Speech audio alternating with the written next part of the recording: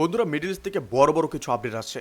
যেমন আজ সকাল ভোরবেলায় কুয়েতের লোকজন তখনও ঘুম থেকে উঠছে, তখনই ইরান ড্রোন হামলা শুরু করে দিয়েছে। কোথায় হামলা? মিনা আল আহমেদ রিফাইনারিতে। এটা কুয়েত ন্যাশনাল পেট্রোলিয়াম কোম্পানি চালায়। তো কুয়েত পেট্রোলিয়াম কর্পোরেশন নিজেই এটা কনফার্ম করেছে। কি হয়েছে সেখানে? ড্রোন এসে আঘাত করেছে, আর রিফাইনারির বেশ কয়েকটি চালু ইউনিটে আগুন ধরে গেছে। তো রিফাইনারিতে আগুন মানে বুঝতে পারছো তো, এটা কোনো সাধারণ আগুন না। পেট্রোলিয়াম রিফাইনারিতে আগুন লাগলে সেটা নিভানো এত সহজ না, কারণ সেখানে কাঁচা তেল থাকে, রিফাইন্ড অয়েল থাকে, গ্যাস থাকে, সব একসাথে। একটু ছড়িয়ে পড়লেই পুরো রিফাইনারি ছাই। তো কুয়েট পেট্রোলিয়াম কর্পোরেশন বলছে ইমার্জেন্সি টিম আর ফায়ার ব্রিগেড সাথে সাথে কাজে নেমে পড়েছে, কারণ একটাই, আগুনকে রিফাইনারির বাকি অংশে ছড়াতে দেওয়া যাবে না। জানো নাকি কেউ এই হামলায় কোনো যান বা কারো হতাহতের খবর নেই, কিন্তু ক্ষতি হয়েছে বিশাল। এরপর কিছুক্ষণ বাদেই আবার হামলা, এবার কোথায়? পাওয়ার প্ল্যান্টে আর ওয়াটার ডিস্যালিনেশন প্ল্যান্টে।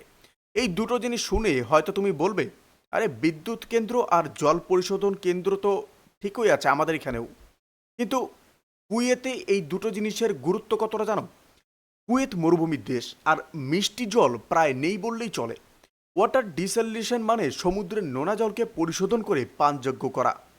কুয়েতের মানুষ পান করার জন্য, রান্নার জন্য, দৈনন্দিন কাজের জন্য যে জল ব্যবহার করে, সেই জলের সিংহভাগই আসে এই ডিস্যালিনেশন প্ল্যান্ট থেকে।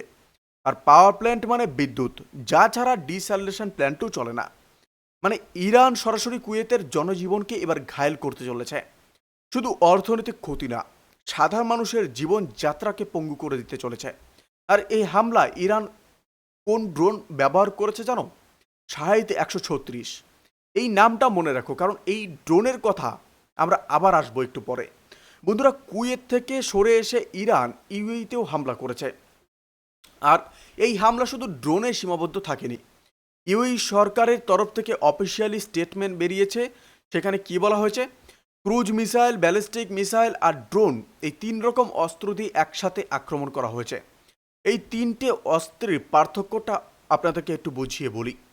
ব্যালিস্টিক মিসাইল সেটা অনেক উঁচুতে উঠে তারপর নিচুতে আসে, অনেকটা ক্রিকেট বলের মতো বাতাসে বাঁক খেয়ে আসে, কিন্তু অনেক গতিতে নিচের দিকে নামে। তো ক্রুজ মিসাইল সমুদ্র বা মাটির কাছে দিয়ে কম উচ্চতায় উড়ে আসে, রাডারে ধরা পড়া কঠিন। আর ড্রোন মানে তোমরা জানো, এই 3টে একসাথে আসলে এয়ার ডিফেন্স সিস্টেমের ওপর চাপ অনেক বেড়ে যায় একসাথে আসলে। তো ইউএই সরকার বলছে আমাদের এয়ার ডিফেন্স সিস্টেম সব হামলাকে প্রতিহত করেছে, কিন্তু এরপরেই যেটা বলেছে সেটা খুব গুরুত্বপূর্ণ। মিসাইলের ধ্বংসাবশেষ মানে মালবা, গ্যাস, এগুলো গ্যাস ফ্যাসিলিটির ওপর এসে পড়েছে, আর সেখানে আগুন লেগে গেছে।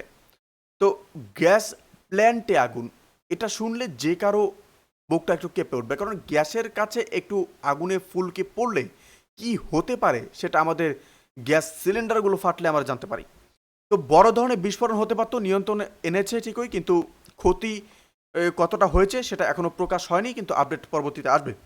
বন্ধুরা, আজকে নেক্সট আপডেটে ইরান ইসরায়েলে ক্লাস্টার মিসাইল ছুড়েছে। এই ক্লাস্টার মিসাইলটা জানো কি? এটা একটু বুঝিয়ে বলি। এটা সাধারণ মিসাইল থেকে অনেক বেশি ভয়ঙ্কর। সাধারণ মিসাইল একটা জায়গা আঘাত করলে বিস্ফোরণ ঘটায়, ক্লাস্টার মিসাইল আলাদা। এটা আকাশে একটা নির্দিষ্ট উচ্চতায় ফেটে যায়, ফাটার পর থেকে সেখান থেকে ছোট ছোট অনেকগুলো বোমা বেরিয়ে আসে, অনেকটা বীজ ছড়ানোর মতো। আর এই বোমাগুলো একটা বড় এলাকা জুড়ে ছড়িয়ে পড়ে, মানে একটা মিসাইল দিয়ে একটা বড় এলাকাকে একসাথে ক্ষতিগ্রস্ত করা সম্ভব। তো এই ক্লাস্টার মিসাইলের কিছু বোমা হাইফাই এলাকায় পড়েছে আজকে। হাইফা ইসরায়েলের 3য় বৃহত্তম শহর, এটা একটা গুরুত্বপূর্ণ বন্দর শহর। আর কিছু বোমা উত্তর ফিলিস্তিনে মানে ইসরায়েলের অধিকৃত উত্তরের অংশে পড়েছে।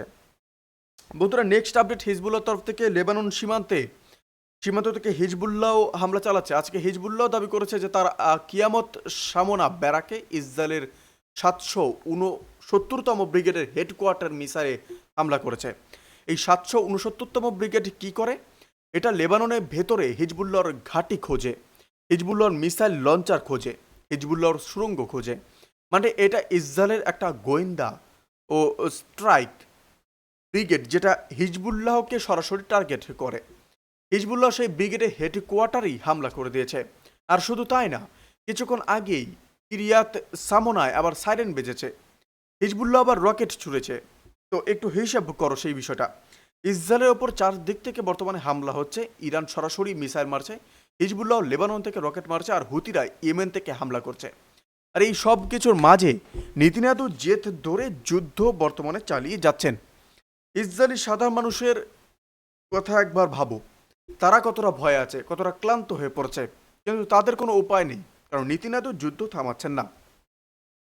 বন্ধুরা, একটু আগে আপনাদেরকে ওই ড্রোনের কথাটা বলেছিলাম, একটু আগে যে ড্রোনের কথা মনে রাখতে বলেছিলাম, কারণ এই ড্রোনকে নিয়ে একটা মজার বা ভালো একটা হাস্যকর ঘটনা ঘটেছে। কিছুদিন আগে জেলেন্সকি মানে ইউক্রেনের রাষ্ট্রপতি বুক চিতিয়ে মিডল ইস্টে এসেছিল। আরব দেশগুলোকে বলেছিল, আমরা ইরানের শাহিদ 136 ড্রোন মারতে পারি, আমাদের অ্যান্টি ড্রোন সিস্টেম আছে, আমরা তোমাদের সাহায্য করব। তো এখন প্রশ্ন হচ্ছে, জেলেন্সকির এই দাবির পর থেকে শাহিদ 136 কি আটকানো গেছে? কুয়েতে হামলা হয়েছে, ইউএইতে হামলা হয়েছে, কোথাও কি জেলেন্সকির অ্যান্টি ড্রোন সিস্টেম কাজে লেগেছে? এখন পর্যন্ত এমন কোনো খবর নেই যে ইউক্রেনের সিস্টেম ইরানের একটাও শাহিদ ড্রোন মেরে ফেলেছে। মানে বুঝলে, এই লোক নিজেই রাশিয়ার কাছে পিটছে, ইউক্রেনের কাছে নিজে নিজেদের দেশকে রাশিয়ার মিসাইল থেকে বাঁচানোর মতো যথেষ্ট এয়ার ডিফেন্স সিস্টেম নেই। আর এই লোক আরব দেশগুলোর কাছে এসে বলছে, আমি তোমাদের ইরান থেকে বাঁচাবো। তো আরব দেশগুলো কিন্তু বোকা না, তারা ভালোই জানে যে জেলেন্সকি নিজেই পিটনো খাওয়া দেশ। তাই কোনো আরব দেশ এখন পর্যন্ত তার সাথে কোনো বড় ডিল করেনি, সাধারণ একটা টেস্টিফাইডে ফেল হয়েছে। বন্ধুরা, নেক্সট আপডেট থার্ড, মানে terminal high altitude aerial defence. তো এটা আমেরিকার সবচেয়ে উন্নত এয়ার ডিফেন্স সিস্টেম। এটা দিয়ে ব্যালিস্টিক মিসাইলকে আকাশেই ধ্বংস করা যায়, অনেক উঁচুতে থাকতেই। এখন জেলেন্সকি কি বলছে? তো সে বলছে, আমেরিকার থার্ড সিস্টেম যদি আমাদের দেওয়া হতো, তাহলে রাশিয়ার মিসাইল আমাদের দেশ থেকে 200 কিলোমিটার দূরে থাকতেই ধ্বংস করে দিতে পারতাম। আর সে আরও বলছে, শুধু ইউক্রেন কেন, পুরো ইউরোপের কাছে একটাও থার্ড সিস্টেম নেই। এটা কিন্তু সত্যি কথা। আমেরিকার সব থার্ড সিস্টেম কোথায়? মিডল ইস্টে বর্তমানে, ইসরায়েলকে বাঁচানোর জন্য। এটা নিয়েই সবচেয়ে বড় প্রশ্নটা উঠছে বর্তমানে। নেক্সট আপডেট বন্ধুরা, একটা প্রশ্ন পুরো দুনিয়া আলোচনায় হচ্ছে বর্তমানে, ট্রাম্প কেন ইসরায়েলের জন্য এতটা করছেন?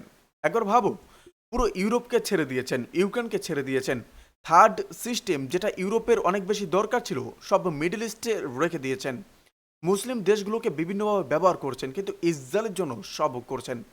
এটার পেছনে কিন্তু বিভিন্ন বিশ্লেষণও আছে। কেউ বলেন আমেরিকার অভ্যন্তরীণ রাজনীতি ইহুদি লবির প্রভাব অনেক বেশি, কেউ বলেন মিডল ইস্টে তেলের কৌশলগত নিয়ন্ত্রণ ধরে রাখতে ইসরায়েল আমেরিকার প্রক্সি হিসাবে কাজ করে, কেউ আর বলেন খ্রিস্টান যে ভোটারদের ধর্মীয় বিশ্বাস, সেই ধর্মীয় বিশ্বাসের কারণে ইসরায়েলকে সমর্থন দেওয়াটা আমেরিকার রাজনৈতিকভাবে লাভজনক। কিন্তু যাই হোক না কেন, এই মুহূর্তে দাঁড়িয়ে দেখা যাচ্ছে যে আমেরিকার সেরা প্রতিরক্ষা সম্পদ সব ইসরায়েলের পাশে, আর বাকি সবাই অরক্ষিত। বন্ধুরা, নেক্সট যেটা, 28শে ফেব্রুয়ারি থেকে এই যুদ্ধ শুরু হয়েছে, সেদিন থেকে আজ পর্যন্ত একটাও ইউরোপিয়ান দেশের জাহাজ হরমুজ প্রণালী দিয়ে যেতে পারেনি, কারণ ইরান হরমুজকে অবরুদ্ধ করে রেখেছে বা হুমকি দিয়ে রেখেছে। হরমুজ প্রণালী কতটা গুরুত্বপূর্ণ সেটা আমরা সবাই ইতিমধ্যে জেনে গেছি।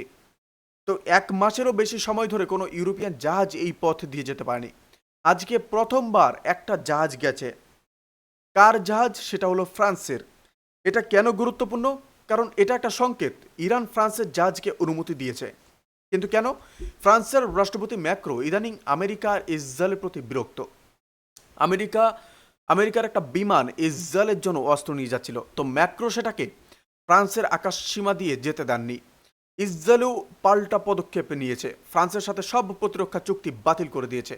এরকম পরিস্থিতিতে মনে হচ্ছে ফ্রান্স রাশিয়ার মাধ্যমে ইরানের সাথে আলোচনা করেছে, কারণ রাশিয়া এই মুহূর্তে ইরানের সবচেয়ে কাছের মিত্র।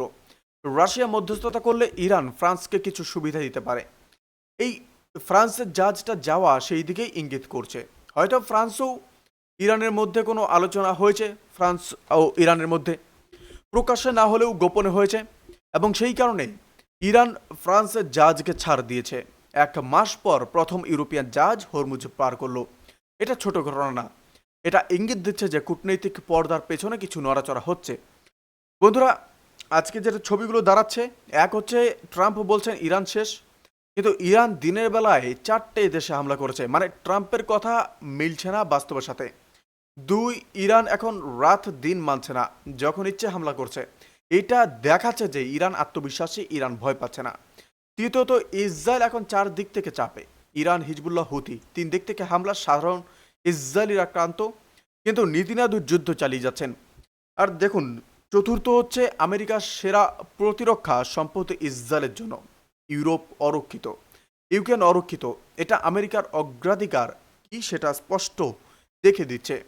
পঞ্চম বন্ধুরা, ফ্রান্স, আমেরিকা, ইসরায়েল অক্ষ থেকে সরে যাচ্ছে, ইউরোপে ভাঙ্গন ধরছে, ফ্রান্স ইরানের দিকে কূটনৈতিক পদক্ষেপও নিচ্ছে। একদিকে জেলেন্সকি আরব দেশগুলো থেকে টাকা নেওয়ার চেষ্টা করছে, মিথ্যা প্রতিশ্রুতি দিচ্ছে, কিন্তু আরব দেশগুলো এতটা বোকা না। বন্ধুরা দেখুন, সার কথা হলো, মিডল ইস্ট এখন যেদিকে যাচ্ছে সেটা কেউই নিশ্চিতভাবে বলতে পারছে না কোথায় গিয়ে থামবে। ইরানের আহ, ইরান তো কমজোর হয়নি, বরং সাহসী হয়েছে। আর ট্রাম্পের বড় বড় দাবি শুধু কথার মধ্যেই থাকছে, বাস্তবে মাটির ওপর ইরানের ড্রোন আর মিসাইলই পড়ছে। বন্ধুরা, এই বিষয় নিয়ে আপনারা কি ভাবেন এবং আপনাদের কি মতামত, কোন আপডেটটা বেশি ভালো লেগেছে অবশ্যই কমেন্ট করে জানাবেন। ভালো থাকবেন, সুস্থ থাকবেন, ধন্যবাদ। দেখা হচ্ছে নতুন কোনো ভিডিওতে।